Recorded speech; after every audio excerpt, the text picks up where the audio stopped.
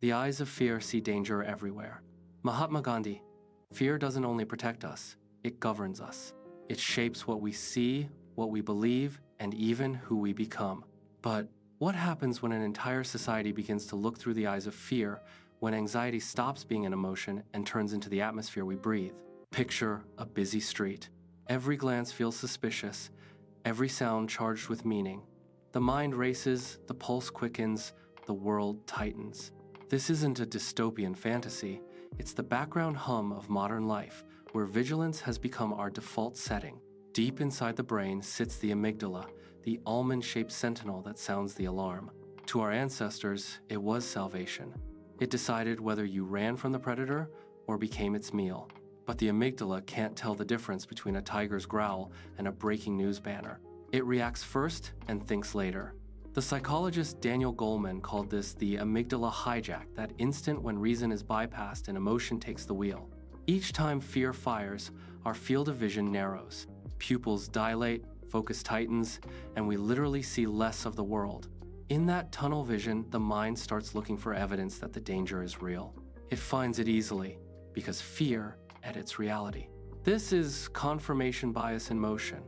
Once frightened, we notice only what supports the feeling. The frightened brain doesn't seek truth, it seeks consistency. Fear is more than chemistry. It's an architect. It builds invisible worlds. Throughout history, rulers and priests understood this. People gripped by fear surrendered judgment in exchange for safety. A frightened crowd is a manageable crowd. The 20th century perfected this art. Dictators didn't just punish dissent.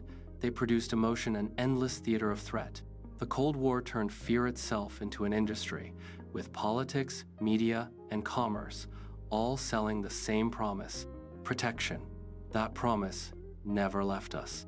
Today, fear is disguised as marketing. Crime statistics crawl across screens. Security ads whisper that you're one purchase away from safety. Politicians speak of invisible enemies. The more frightened we feel, the more we cling to leaders, to products, to certainty. Economists once spoke of the information age. Psychologists now call it the attention economy. Fear fuels it perfectly. Neuroscience shows that negative headlines stick in memory twice as long as positive ones. Every alert, every outrage, every crisis keeps us watching, and watching is profit. The algorithm doesn't care whether we're enlightened or terrified. It cares that we stay. This is the new machinery of control. Not censorship, but stimulation. Foucault described biopower as the subtle management of life through perception. We are not forced to obey. We are nudged by fear until obedience feels voluntary.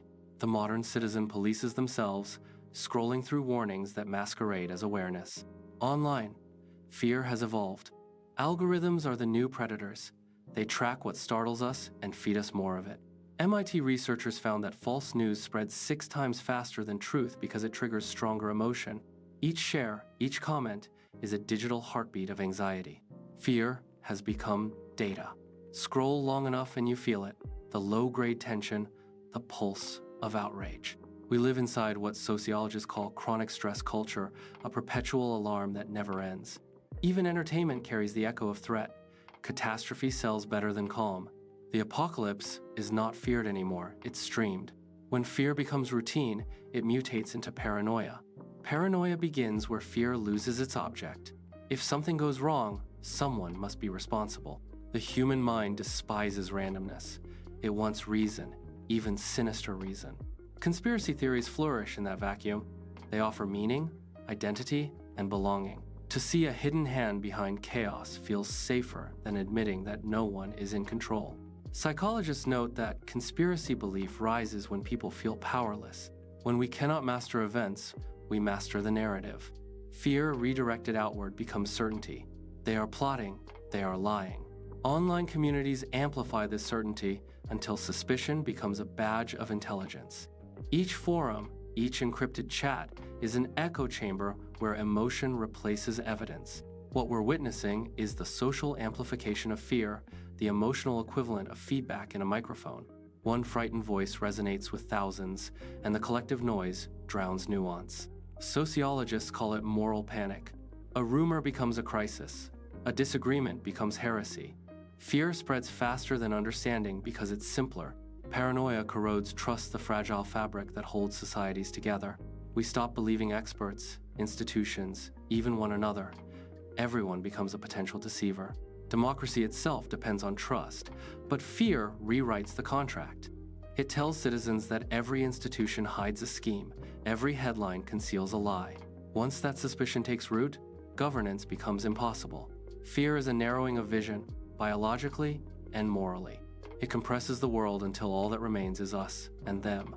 When perception shrinks, empathy dies. The philosopher Hannah Arendt warned that totalitarianism begins not with hatred, but with isolation.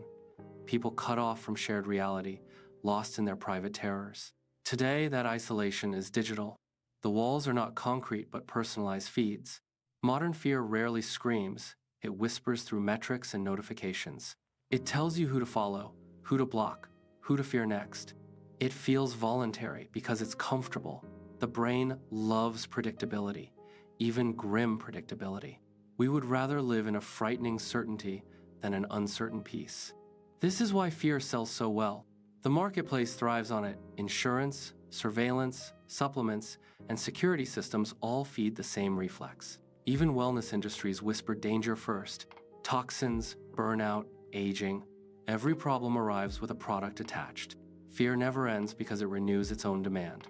Yet fear cannot sustain indefinitely. It exhausts. When the mind is flooded too long, it numbs. Psychologists call it compassion fatigue when empathy collapses under constant alarm. The heart shuts down not out of cruelty, but self-preservation. The tragedy of our age isn't that we feel too much fear, it's that we've stopped feeling anything else. Philosophy helps us name this condition. Kierkegaard called anxiety the dizziness of freedom. To be free is to face uncertainty, and uncertainty is frightening. Fear and freedom are twins. Remove one, and the other dies. Sartre wrote that we are condemned to be free, forever forced to choose without guarantees. Many escape that burden by surrendering to authority, ideology, or distraction, anything that replaces doubt with command. That surrender is spiritual as well as political. When fear governs perception, faith becomes defensive, morality becomes tribal, and reason becomes weaponized. We retreat into camps, each convinced the other is the threat. Camus warned that fear breeds the absurd, the search for meaning in chaos at any cost. Paranoia is the absurd made collective, but courage still exists. It begins quietly, with awareness. To see fear operating within us is the first act of resistance. Once named, its spell weakens. You start asking, who benefits from my fear? The answer is rarely you. Someone profits when you panic financially, politically, psychologically. Awareness doesn't erase fear, but it restores choice. Courage is not the absence of fear, it is seeing clearly despite it. Neuroscience confirms that mindfulness dampens amygdala reactivity. When we breathe, notice, and pause, the rational brain re-enters the conversation. Clarity interrupts panic. Philosophy offers the same medicine in another form, reflection. To think deeply is to slow down perception, to widen the tunnel back into a landscape. On a societal scale, courage means rebuilding trust, one conversation, one act of honesty at a time. It means valuing uncertainty as a sign of intelligence, not weakness. It means admiring those who admit, I don't know, as much as those who shout, I'm sure. A culture that celebrates doubt protects itself from manipulation. We can also choose what we amplify. Algorithms feed on reaction. Silence starves them. When we refuse to share outrage, we deny fear its market. Every calm decision, every moment of patience is a small rebellion against the economy of panic. And perhaps courage begins most deeply in empathy, the willingness to believe that others are not monsters. Paranoia shrinks the circle of humanity. Empathy expands it again. Trust is risky, but so is breathing. Life has always required vulnerability. The task is not to erase fear, but to live wider than it. The eyes of fear will always see danger everywhere. The challenge is to open them wider to notice that danger is not all there is. For every threat broadcast across the world, 1,000 quiet kindnesses go unseen. They don't trend because they don't terrify, yet they hold civilizations together. In the end, the battle against paranoia is a battle for imagination. Can we picture a future not ruled by fear? Can we tell stories that honor caution without worshiping it? Gandhi's words still echo, The eyes of fear see danger everywhere. But the real danger is not out there. It's within the stories we repeat when we forget to see clearly. Fear narrows the world until only walls remain. Courage, even uncertain courage, restores its color.